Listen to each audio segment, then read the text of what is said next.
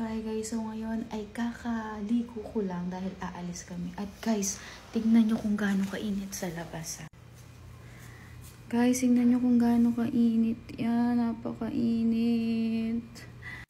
So syempre, anong kailangan natin gawin? Kailangan may protection tayo sa ating face at mag-skincare muna tayo bago tayo lumabas. So syempre, gagamitin natin ang ating A-Skin Peel and Glow Kit.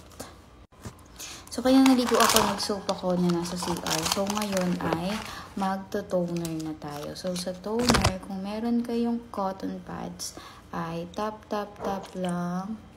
Ayan. Tapos, ganyan lang. Guys, mild lang. Tapos, konti okay na yun. Huwag nyo nang dadagdagan. Kasi hindi naman to facial wash. No? Ano naman to? Toner, moisturizer lang. Ayan, pwede din dito sa ilalim. Para matanggal mga dumi. Uy, nagko-content ako. Apple, ganyan. Ayan, guys.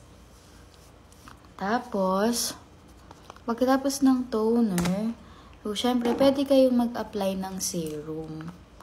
So, bahala na kayo kung anong bet nyong serum. Pwede yan. Para lalong ma-moisturize yung inyong skin. Serum lang yun, guys. Ayan, apply. So, dahil umaga ngayon, ang A-Skin, guys, ay may dalawang cream. Yung color pink at color white. Yung color pink niya ay night, sa gabi ginagamit. So, ngayon, at ang gagawin ko, so wala na.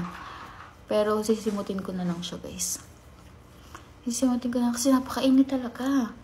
Kailangan natin ng protection. Sana meron pa akong makuha dito. Shoutout sa A-Skin. Sana po may mas malaki na kayong... wala na. May mas malaki na kayong ano. Ala na po. Ito pala isa, guys. Tamali pala ako ng kuha.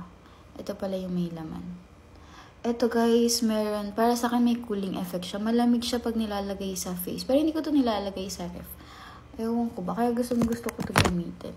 Tapos tingnan nyo, guys, kung paano mag-glow ang face natin after this sunscreen lang, ha.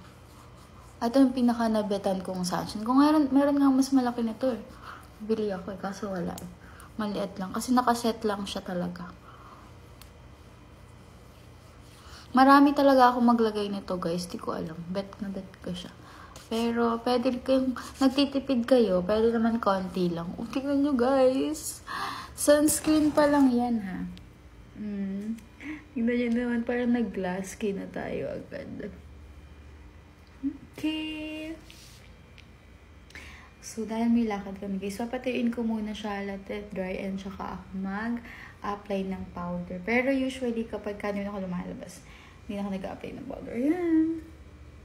Diba? Bye! Yan lang, share ko lang aking skincare. So, check out na kayo sa ating yellow basket.